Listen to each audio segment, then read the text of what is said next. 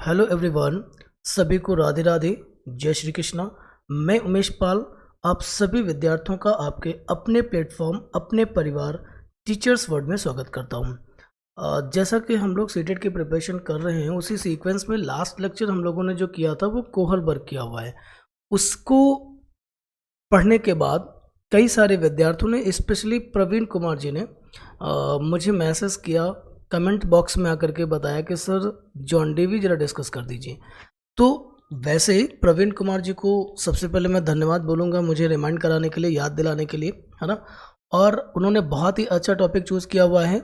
बाल केंद्रित एवं प्रगति से शिक्षा जो थी वो जॉन डीवी द्वारा समर्थित थी, बताई गई थी। और एक चीज़ और है बेटा कि ये ना, इसमें हम लोग ये पढ़ने वाले हैं, बाल केंद्रित शिक्षा को पढ़ेंगे और किस तरीके से बाल केंद्रित शिक्षा को रिप्रेजेंट किया जाएगा, ठीक है। किस तरीके से इसमें उन्होंने किन किन चीज़ों के बारे में बात करी है, उन सब चीज़ों के बारे में हम लोग सीखेंगे। और आज इस कंप्लीट टॉपिक को बहुत ठीक से हम लोग डिस्कस करेंगे। एक चीज़ का और ध्यान रखना है कि ये जो आपका टॉपिक है ना, बाल केंद्रित एवं प्रगतिशील शिक्षा, इससे आपको कम से कम 3 से 4 नंबर का क्वेश्चन मिल जाएगा। 3 से 4 क्वेश्चन आपके एग्जाम में देखने को मिलेंगे। एक बात और कहूँगा, जैसे मैंने यहाँ पे लिखा हुआ है कि हम लोग करेंगे पेपर वाली बात, ठीक है। ये सच है, जी हाँ, हम लोग पेपर वाली ही बात करेंगे। आजकल बेटा एक समस्या हो गई है, और जब से इंटरनेट आया हुआ है, यूट्यूब आया हुआ है, तो उसने हमें शिक्षा जगत में बहुत ज़्यादा हेल्प करी है। बट एक चीज़ और भी है, आज बहुत ज़्यादा मटेरियल है, बहुत ज़्यादा ज्ञान है, सब कुछ अवेलेबल है आपके यूट्यूब पर।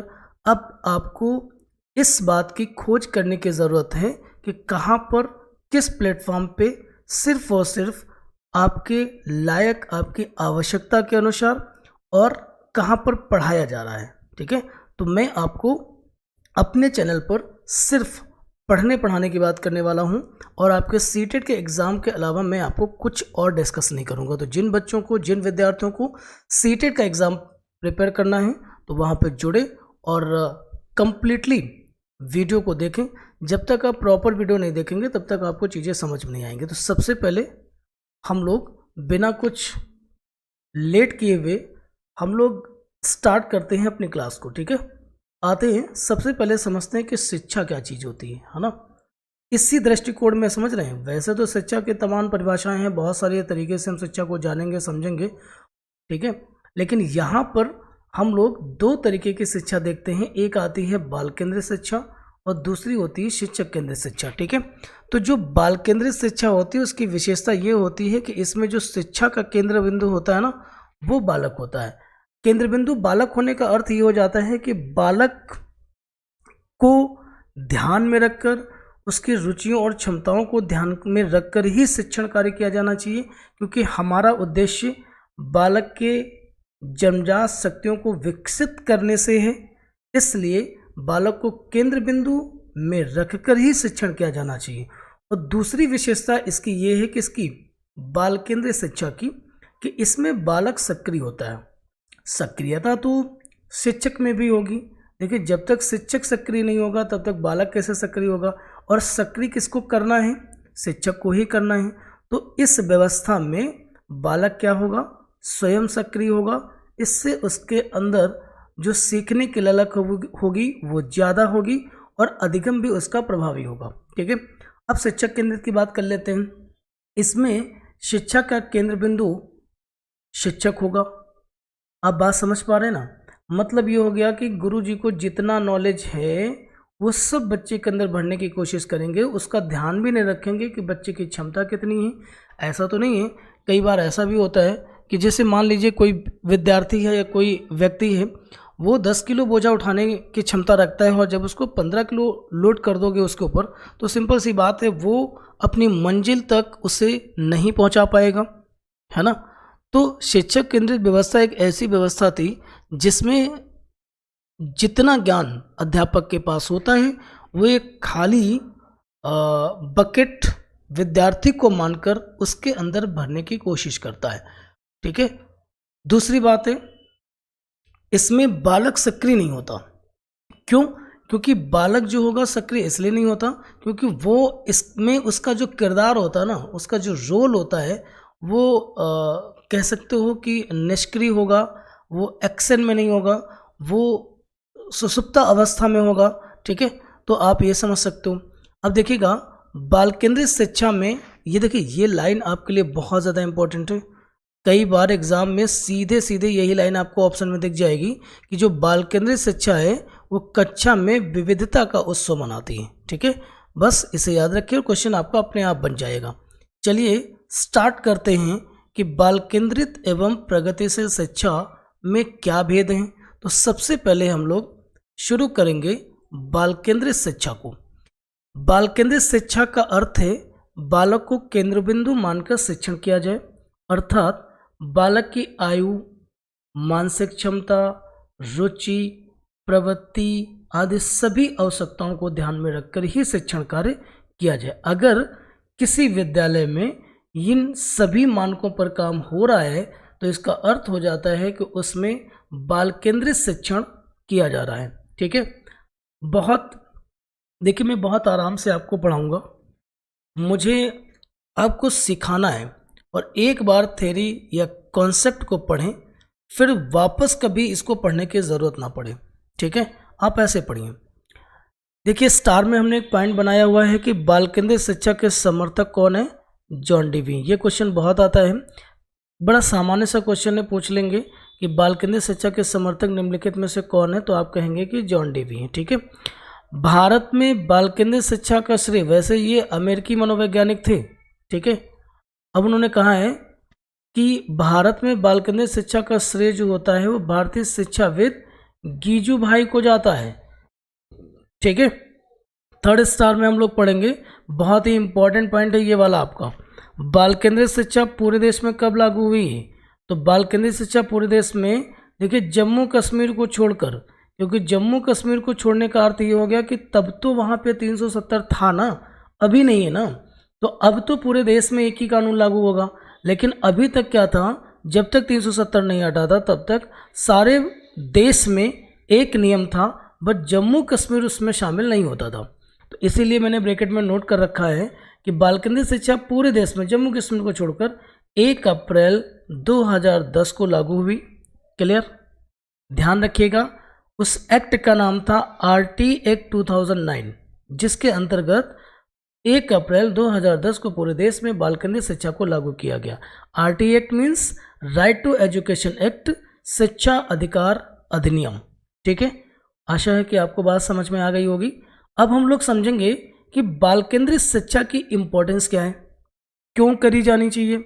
माना कि जब बाल केंद्रित शिक्षा नहीं होती थी, जैसे 2010 से पहले जो भी क्लास होती थी वो आपकी बाल केंद्रित शिक्षा नहीं थी। 2010 से पहले जिन लोगों ने स्कूलिंग करी है वो थोड़ा सा वो लोग अगर याद करें या अपने बड़े भैया दीदी और पिताजी से बात करें तो वो बताएंगे आपको कि किस तरीके से डांट डपट कर पिटाई करके रट्टा पद्धति से उनको चीज़ों को सिखाया गया है, किस तरीके से हिंदी इंग्लिश अल्फ़ाबेट सिखाई गई है, किस तरीके से टेबल्स को बताया गया है। आप बिल्कुल उनसे बात करें, जान लें, तो आप देखेंगे कि उनकी पढ़ाई और आज की पढ़ाई में कितना फ़र्क आ गया है। ठीक है, तो बाल केंद्रित शिक्षा का महत्व क्या है, तो पहला देखिएगा विषय वस्तु सरल हो जाएगी और रुचिकर हो जाएगी।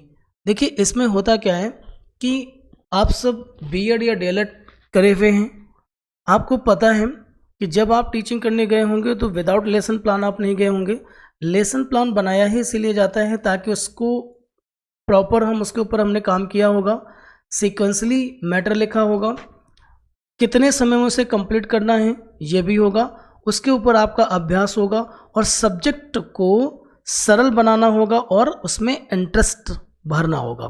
ठीक है, तो अपने आप चीज़ें क्या हो जाएंगी, सरल और रुचिकर हो जाएंगे। दूसरी बात यह है कि इसमें व्यवहारिक व सामाजिक शिक्षा दी जाती है। इसका अर्थ ये हो जाता है कि चीज़ें जब सरल कर ली जाएंगी तो व्यवहारिक इन द सेंस मतलब है प्रैक्टिकल नॉलेज दी जाएगी। ठीक है, मतलब पुस्तकी ज्ञान से हटकर बच्चा जिस समाज में जिन स्थितियों में रहता है उसकी अपनी सिचुएशन से उसको जोड़कर पढ़ाया जाएगा। नंबर 3 आएंगे इसमें बच्चों को आत्म अभिव्यक्ति in the sense self expression, इसका अर्थ हो जाता है कि बच्चे को अपनी बात कहने का समान रूप से अवसर मिलेगा। कई बार बच्चे अपनी बात कक्षा में अपने ही अध्यापक से नहीं कह पाते हैं, जिसके कारण उनकी समस्या का समाधान बहुत लंबे अंतराल तक नहीं हो पाता है, या कई बार समस्या ही खत्म हो जाती है या समाधान ही नहीं मिलता है, या उससे कई बार नुकसान हो जाते हैं और धीरे धीरे बच्चों के अंदर जो जिज्ञासा होती है वो मरती जाती है। और जिज्ञासा समाप्त होने अथवा धीमी होने के कारण बच्चों के अंदर प्रश्न उठना ही बंद हो जाता है और इसके कारण उनका सीखना कमज़ोर हो जाता है। और जीवन में आए हैं तो सीखने के लिए ही आए तो हैं, तभी तो हमारा विकास हो पाएगा। नंबर 4 देखेंगे, बाल केंद्रित शिक्षा में एक महत्वपूर्ण बात और हो जाती है कि इसमें बालक की क्षमता, ध्यान दो, रुचि, इंटरेस्ट की बात हो रही है। क्षमता का मतलब समझते हो ना, 7वीं कक्षा के विद्यार्थी को अगर 8वीं या 9वीं का पाठ्यक्रम पढ़ाया जाएगा तो कहाँ कर पाएगा वो। कभी कक्षा 3 के विद्यार्थियों को कक्षा 5 की व्यवस्था को पढ़ाया जाएगा तो क्या वो समझ पाएगा? क्या हो पाएगा कि किसी 5 साल बच्चे में 15 साल बच्चे की समझ आ जाए? ऐसा पॉसिबल है क्या? तो ये हो गई उसकी क्षमता। रुचि का अर्थ हो जाता है कि किस विषय में बच्चा कितनी रुचि ले रहा है, और नहीं ले रहा है तो उस सब्जेक्ट में इंटरेस्ट है कि नहीं, और नहीं हो रहा तो आप इंटरेस्ट बनाएंगे। प्रवृत्ति, टेंडेंसी, ठीक है।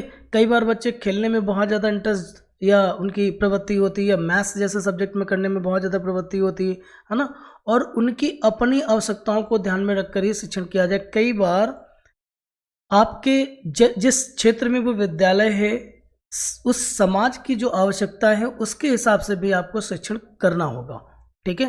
तो ये सारी चीज़ें आपकी बाल केंद्रित शिक्षा में ही संभव हैं। सबसे अंतिम और बेहतरीन पॉइंट होगा, इसमें निदानात्मक और एवं उपचारात्मक शिक्षण होता है। सबसे पहले बेटा जान लो कि निदानात्मक का अर्थ क्या होता है। निदानात्मक को कहते हैं डायग्नोसिस, ठीक है। उपचारात्मक का मतलब होता है रेमेडियल, ठीक। अब बात को समझिएगा, इसका मीन ये होता है कि बच्चा सीखने के दौरान जहाँ कठिनाइयाँ महसूस कर रहा है उनको ढूंढना और उन कठिनाइयों के कारणों का पता लगाना, और जब आपको वो कारण पता चल जाएंगे तब आप उसको क्या करोगे, रेमेडियल टीचिंग के थ्रू उसको कंप्लीट करोगे या उसमें सुधार करोगे, है ना। मतलब उनको वापस से पढ़ा करके उनकी चीज़ों को ठीक कर लोगे, क्योंकि इस बार आपको बीमारी का कारण पता चल गया है, ठीक है। तो ये सिर्फ और सिर्फ बाल केंद्रित शिक्षा के अंदर संभव है, और इसलिए यह शिक्षा हमारे देश में 2010 से लागू हो चुकी है प्राइमरी एजुकेशन में, ठीक है। अब आएंगे, बहुत ही इंपॉर्टेंट चीज़ है बाल केंद्रित शिक्षा के सिद्धांत।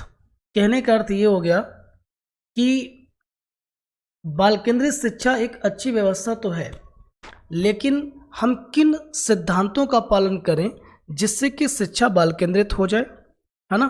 तो उसमें कुछ सिद्धांत आपको सजेस्ट करे गए हैं, 1 बाय 1 इनको हम पढ़ेंगे और लाइट इनको हम डिस्कस करेंगे।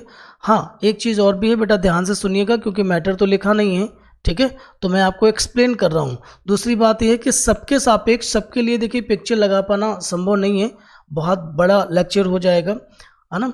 जो मुझे बहुत ज़रूरी लगा वो मैंने लगा दिया है, ठीक है। आपको समझ में आएगा, टेंशन मत लीजिए। सबसे पहले आप समझिएगा क्रियाशीलता का सिद्धांत, जिसकी ये इमेज है उसके लिए मैं बाद में बात करूँगा, ठीक है। फिलहाल क्रियाशीलता का सिद्धांत, इसमें कहा जाता है कि पढ़ाने के दौरान टीचिंग के दौरान बच्चों को क्रियाशील रखना बहुत ज़रूरी होता है।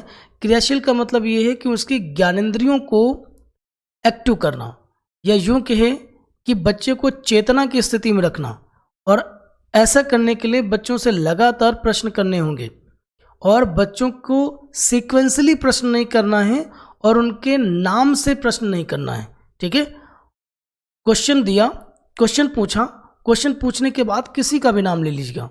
देखिए हमारे यहाँ होता क्या है कि कई बार क्या होता है कि बच्चा व्हाइट बोर्ड की तरफ देख तो रहा है, क्लास में तो है बट वो क्लास में नहीं है। आप समझ रहे हो ना मैं क्या कहना चाह रहा हूँ। कई बार आपके साथ भी हुआ होगा, आप भी क्लास जब करते थे तो ये स्थिति आती थी कि आप क्लास में बैठे तो हैं और टीचर की बात तो सुन रहे हैं, ठीक है, बट आपका ध्यान कहीं और है। कई बार हम वापस अपने घर में होते हैं या किसी इंसिडेंट को सोच रहे होते हैं, ठीक है। तो इसका मतलब ये हो गया कि फिर आपका फोकस पूरा का पूरा क्लास में 100% नहीं था, जिससे अध्यापक के द्वारा बताई गई बात आप ठीक से सुन नहीं पाएंगे, ठीक से समझ नहीं पाएंगे। इसके लिए करना क्या है, अध्यापक को ही इसमें क्रियाशीलता के सिद्धांत का अनुपालन करना होगा और अपने विषय से संबंधित बच्चों से लगातार प्रश्न पूछते रहें, ठीक है। और किसी भी एक बच्चे को ये ना पता चले कि उसका नंबर कब आएगा, उसको चांस कब मिलेगा, ठीक है। कभी भी किसी से क्वेश्चन किया जा सकता है। दूसरी बात है रुचि का सिद्धांत, विषय को रुचिकर बनाना होगा। जब इंटरेस्ट होगा ना तो बच्चा क्रियाशील हो जाएगा, अपने आप क्रियाशील हो जाएगा, कुछ नहीं करना पड़ेगा, ठीक है। थर्ड नंबर आते हैं प्रेरणा का सिद्धांत। ये आप मोटिवेशन कह सकते हो इसको, इंस्पिरेशन कह सकते हो इसको, बहुत ज़रूरी सेक्शन होता है। देखिए, अगर शिक्षण के दौरान विद्यार्थी को प्रेरित किया जाता है तो सीखा हुआ ज्ञान दुगनी क्षमता से वो ऑब्जर्व कर पाएगा, या यूँ कह सकते हो वो पचा पाएगा, या जो अधिगम होगा वो दुगना प्रभावित हो जाएगा। आप ऐसा समझ लो। जैसे माना एक एग्जाम्पल के थ्रू मैं आपको समझा रहा हूँ। जैसे छोटे छोटे बच्चे हैं 3rd या 4th स्टैंडर्ड में, या माना कि 5th में, ठीक है। 5th स्टैंडर्ड की क्लास आप कर रहे हो और आप साइंस को पढ़ा रहे हो। साइंस एक ऐसा विषय है जो अपने आप में अमूर्त है, मजबूत है, ठीक है। और बच्चे उसको समझने में बहुत बेहद कठिनाई समझते हैं। अच्छा, बहुत सारे वैज्ञानिकों का नाम उसके पीछे है, बहुत सारी रिसर्च उसमें बताई जा रही होती है ना। तो बच्चों को लगता है कि ये यार कोई बहुत अलग लोग होते होंगे जो वैज्ञानिक हो उठे, ठीक है। या फिर ये साइंस एक ऐसा विषय है जो हमारे आसपास कहीं दिख नहीं रहा, ठीक है। तो ऐसे में बच्चों को, जैसे अभी हाल ही के एग्जाम्पल जैसे हो जाते हैं वैज्ञानिक में, जैसे अब्दुल कलाम एक बहुत बड़ा नाम है अपने आप में, जो लगभग सभी बच्चे, छोटे बड़े, शहरी और ग्रामीण अंचलों के कहीं का भी बच्चा हो, कम से कम अब्दुल कलाम को तो जानता ही होगा। अब्दुल कलाम देश के वैज्ञानिक थे, ये भी जानता होगा। अब अध्यापक को करना क्या है, अब्दुल कलाम के जीवन से जुड़ी हुई घटनाओं को बताना है कि वो कैसे पढ़ाई करते थे, वो भी कभी बच्चे थे, वो अभी आपकी तरह कहीं ना कहीं क्लास में बैठ के पढ़ते थे, है ना। और वो कितने गरीब थे, बिल्कुल तुम्हारे जैसे थे, वो भी हताश होते थे, उन्होंने भी काम किया है। और उसके बाद धीरे धीरे प्रोग्रेस करते करते वो देश के बड़े वैज्ञानिक बन गए, ठीक है। तो इससे क्या होगा कि बच्चों को ये महसूस होगा कि अगर अब्दुल कलाम हो सकते हैं तो यार मैं भी कर सकता हूँ। उम्मीद है बात समझ में आ गई होगी। इसलिए बच्चे क्या होंगे, बहुत ज़्यादा उत्साहित हो जाएंगे और उत्साह के फलस्वरूप उनके सीखने की क्षमता दुगनी हो जाएगी। नेक्स्ट आते हैं चयन का सिद्धांत। कभी जबरन मत पढ़ाइए। देख लीजिए क्लास में किस तरीके से बच्चों का मूड है, कैसे पढ़ना चाहते हैं। माना कि आप मैथ्स सब्जेक्ट के टीचर हैं और आप 3rd या 4th पीरियड में क्लास में गए हुए हैं, तो बच्चा 2-3 लेक्चर पढ़ने के बाद ऊब चुका, थक चुका है। अब आप कहोगे कि मैथ्स पढ़ना है, तो आधे से ज़्यादा तो तैयार ही नहीं होंगे, या तैयार हो भी गए तो जबरन। और जबरन अगर किसी विषय को पढ़ा जाए तो उसका जो लर्निंग होगा बेहद कम होगा। आप इतना ध्यान रखिएगा कि अगर किसी जानवर को प्यास नहीं लगी होती है ना, तो वो भी जबरन पानी नहीं पीता, और अगर उसको प्यास लगी हो तो फिर वो दौड़ा के घसीट के तुमको ले जाएगा पानी के टैंक तक और वो फिर पानी पिएगा। मतलब है आपके अंदर आप बच्चों में प्यास जगाएंगे। अगर कोई बच्चा कहता है कि मैथ्स पढ़ने का मन नहीं है मेरा सर, आज खेलने का मन है, तो आप प्लेवे मेथड से, खेल विधि से बच्चों को पढ़ाना स्टार्ट कर देंगे। ये हो गया आपका चयन का सिद्धांत। विभाजन का सिद्धांत का अर्थ ये है कि कभी किसी सामग्री को, विषय सामग्री को, पाठ्य वस्तु को एक साथ ना पढ़ाएं, उसको विभाजित कर लें, छोटे छोटे पार्ट्स में तोड़ के उसको पढ़ाएं और बाद में उसको एक साथ कंप्लीट करें। मतलब पहले विश्लेषण करें, फिर आप उसको संश्लेषित कर दें, ठीक है। इस शिक्षण सिद्धांत का अनुपालन किया जाना चाहिए, तो बाल केंद्रित शिक्षा होती रहेगी। नेक्स्ट आते हैं व्यक्तिगत भिन्नताओं का सिद्धांत। देखिए, प्रत्येक छात्र स्वयं में विशिष्ट होता है, ऐसा मनोविज्ञान तो मानती है, ठीक है। और इंडिविजुअल डिफरेंसेस जो क्लास में पाए जाते हैं उनको सेटिस्फाइड करना बेहद ज़रूरी होगा। तो व्यक्तिगत भिन्नताओं को ध्यान में रखकर ही शिक्षण कार्य किया जाना चाहिए। आवृत्ति का मतलब होता है फ्रीक्वेंसी, समय समय पर विषय को दोहराना अध्यापक की नैतिक जिम्मेदारी है। अगर आप उनको समय रहते दोहराओगे नहीं तो बच्चे भूल जाएंगे और स्वयं से बच्चे कभी पढ़ेंगे नहीं। ठीक है। निश्चित उद्देश्य का सिद्धांत। निश्चित उद्देश्य का सिद्धांत का अर्थ ये है, बड़ा छोटा सा सिद्धांत आप मान लीजिए कि 7वीं कक्षा का उद्देश्य है 8वीं कक्षा में सफलपूर्वक प्रवेश पाना। ठीक है। और यह इसको तय कौन करता है? कक्षा अध्यापक। कक्षा अध्यापक डिसाइड करेगा कि उन बच्चों का उद्देश्य क्या है। दूसरी बात यह है, निश्चित उद्देश्य का सिद्धांत का मतलब एक और अर्थ आ जाता है कि व्यक्तिगत भिन्नता के कारण सभी बच्चों के क्लास में एक उद्देश्य होगा, उनके जीवन का उद्देश्य होगा, मतलब उनके अंदर कुछ विशिष्ट योग्यताएं होंगी। अगर उन बच्चों में से किसी में विशिष्ट योग्यताएं हैं तो उन्हें पोषित करने की आवश्यकता है, ना कि उनका विरोध करने की। ठीक है। अगर आप समझना चाहते हो किसी एक एग्जाम्पल से, तो आप इतना समझ लीजिए कि महेंद्र सिंह धोनी के अध्यापक ने अगर उन्हें बार बार गणित पढ़ाने पर जोर दिया होता और ढेर सारी पिटाई लगाई होती, अगर वो गणित में टॉप ना करते, तो किसी महेंद्र सिंह धोनी को आप नहीं जानते। समझ रहे ना? तो हर व्यक्ति के, हर बच्चे के जीवन का एक उद्देश्य होता है और उसमें किसी विशिष्ट योग्यताओं का समूह भी होता है। अध्यापक का काम ये है एज अ फैसिलिटेटर काम करे, वो मार्गदर्शक के रूप में काम करे कि बच्चे के अंदर जो क्षमताएं हैं उनको विकसित करने में उनकी मदद करे। ठीक है। लोकतंत्री सिद्धांत की अगर हम बात करें तो ये एक प्रजातंत्री व्यवस्था है, मतलब अध्यापक को किसी भी बच्चे के साथ कोई भेदभाव नहीं करना चाहिए, चाहे वो वर्ण का आधार बने, चाहे वो वर्ग का आधार बने। अध्यापक के लिए सभी बच्चे एक समान ही होंगे। 10 नंबर आते हैं निर्माण व मनोरंजन। बेटा मैंने इसी का पिक्स लगाया हुआ है, ये जो पिक्चर है आपका वो इसी का है। देखिएगा, निर्माण व मनोरंजन का अर्थ ये हो जाता है कि ये देखिए जो टीचर बैठी हुई हैं, इनके आसपास कई सारे बच्चे बैठे हुए हैं। अब ये कर क्या रही हैं कि बच्चे को क्रिएटिव तरीके से सिखाने का काम कर रही हैं। ठीक है। और बच्चों का मनोरंजन भी हो रहा। आप देख रहे हैं बच्चे कितने खुश हैं। तो निर्माण व मनोरंजन से क्या होगा कि बच्चे अपना समय सीखने में ही देंगे और बच्चों का मनोरंजन भी हो जाएगा और बच्चे के अंदर क्रिएटिविटी भी डेवलप हो जाएगी, उसको पोषण मिलेगा। ठीक है। जबरदस्ती किसी चीज़ को आप करेंगे तो वो सक्सेस नहीं होंगे। लास्ट पॉइंट आता है जीवन से संबंधित करने का सिद्धांत। कहने का अर्थ ये हो जाता है कि आप जो भी पढ़ाएं उसे बच्चों के दैनिक जीवन से, उनके आसपास के जीवन से जरूर जोड़ दें, और अगर ऐसा आप करते हैं तो बच्चों को सीखने में मज़ा आना शुरू हो जाएगा और फिर वो बच्चे बहुत ठीक से चीज़ों को सीखेंगे और विषय वस्तु पर काम करेंगे। ठीक है। उम्मीद है कि बाल केंद्रित शिक्षा के सिद्धांत आपको समझ में आ गए होंगे, और अगर कोई अध्यापक ये सारे के सारे सिद्धांतों का अनुपालन हूबहू करता है तो वो अपनी कक्षा को बाल केंद्रित कक्षा बनाने में सफल हो जाएगा। ठीक है। नेक्स्ट पॉइंट आते हैं। देखिए, एक बात का ध्यान रखिएगा, शिक्षा का उद्देश्य है बालक का सर्वांगीण विकास करना, और उसमें एक अध्यापक as a facilitator, as a मार्गदर्शक के रूप में काम करता है, सहायक के रूप में काम करता है, और अध्यापक को अपने उद्देश्यों को ध्यान में हमेशा रखना चाहिए। अगले पॉइंट पे आते हैं। जॉन डेवी ने शिक्षा को क्या बताया है? ट्राइपोलर बताया है।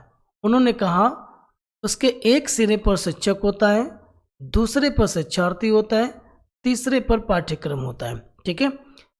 शिक्षक स्वतंत्र चर के रूप में होता है, शिक्षार्थी आश्रित चर है, और मध्यस्थता का काम कौन करेगा? करिकुलम करेगा, पाठ्यक्रम करेगा, है ना। करिकुलम कुछ और नहीं है।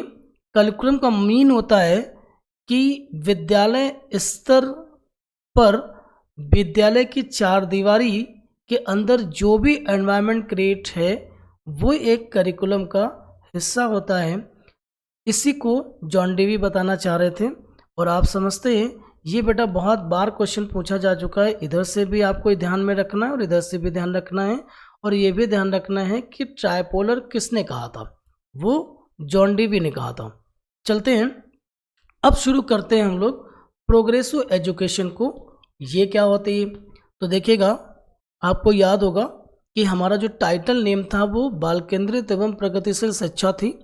उसमें हम लोगों ने बाल केंद्रित शिक्षा को डिस्कस कर लिया है।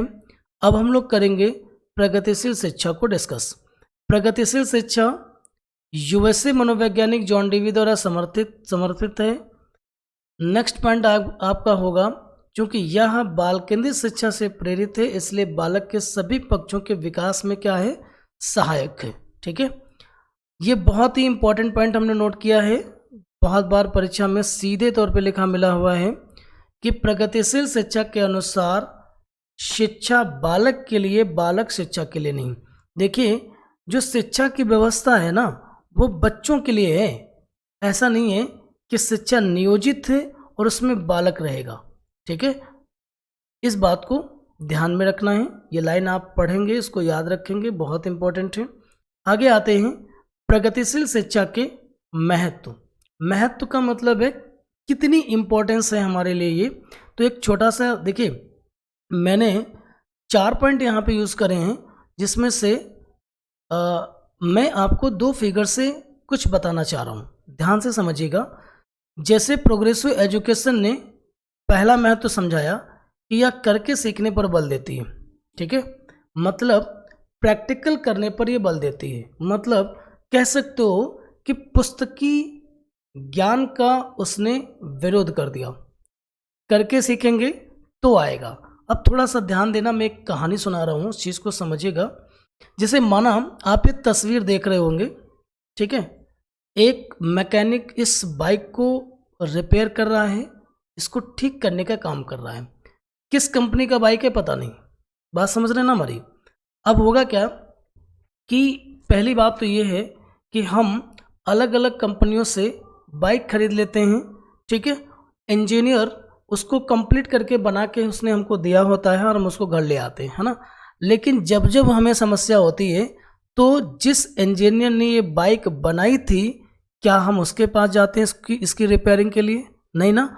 हम कई बार किसी ऐसे भैया के पास जाते हैं ना, जो रोड साइड में कहीं पर उसने अपनी दुकान लगा रखी होती है और वो हर कंपनी की गाड़ी को ठीक करना जानता है।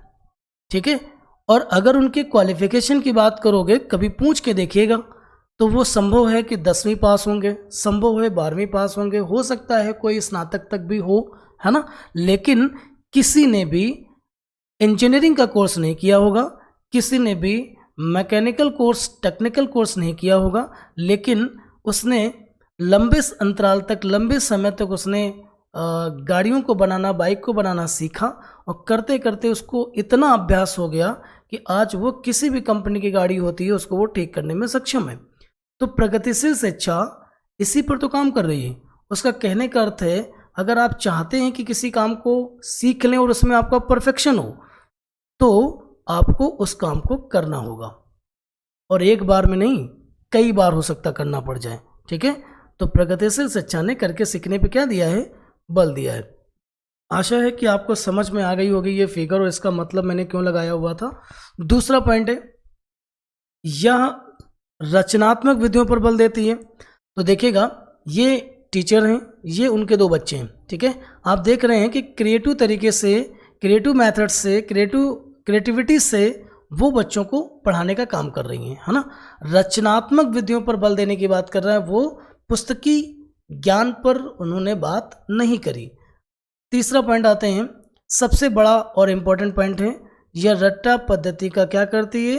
विरोध करती है। वो कहती है कि आप किसी भी विषय वस्तु को सीखने के लिए उसे बार बार रट्टा मत लगाइए। रट्टा लगाएंगे तो जीवन में कभी याद नहीं होगा। आपको सीखना होगा और उसको अपनी प्रैक्टिकल लाइफ से जोड़ना होगा। ठीक है, चौथे पॉइंट पे बात करेंगे। यह मीन्स प्रगतिशील शिक्षा जो होती है वो जीवन पर्यंत सीखने पर बल देती है। उसने कोई आयु की लिमिट निर्धारित ही नहीं करी। उन्होंने कहा कि जब तक आप हैं इस दुनिया में तब तक आप सीखते रहिए, कोई दिक्कत नहीं है, और जितने समय तक आप सीखते रहेंगे उतना ही आपके ज्ञान में परफेक्शन आता रहेगा। ठीक है, सो ये बेटा हम लोगों ने प्रगतिशील शिक्षा और बाल केंद्रित शिक्षा को कंप्लीट कर लिया है। आप इसको प्रॉपर तरीके से पढ़ लीजिएगा। संभव है कि एक बार से अगर आपको कम समझ में आए तो दोबारा से वीडियो को देख लीजिएगा। मैं नेक्स्ट क्लास में कोहलबर्ग और बाल केंद्रित एवं प्रगतिशील शिक्षा पर कुछ क्वेश्चंस करने वाला हूँ, एमसीक्यूज करूँगा। तो दोनों लेक्चर अगर आपने ठीक से देखे होंगे तो आप आसानी से उन चीज़ों का जवाब दे पाएंगे, ठीक है। और दूसरी बात ये है कि मैं सीटेट को ही पढ़ा रहा हूँ। वैसे जो कंटेंट हम लोग पढ़ रहे हैं तो टीचिंग से रिलेटेड कोई भी एग्ज़ाम होगा उसके लिए ज़रूरी होगा, है ना, लेकिन सीटेट को विशेष रूप से ध्यान में रखना है। और अगर सेशन पसंद आता है तो आप अपने सभी दोस्तों को प्लीज़ ज़रूर शेयर करें, कमेंट्स करना बिल्कुल मत भूलें। और हाँ, अगर किसी विद्यार्थी को प्रवीण कुमार के जैसे कुछ नया टॉपिक पढ़ना है, उसे लगता है कि मुझे ये बात समझ में नहीं आई, है ना, तो बेटा मुझे कमेंट बॉक्स में आके कह दीजिएगा, बता दीजिएगा, तो मैं आपको भी वो टॉपिक क्लियर कर दूंगा, ठीक है। चलिए आज की क्लास को यहीं पर वाइंड अप करते हैं। Thank you so much.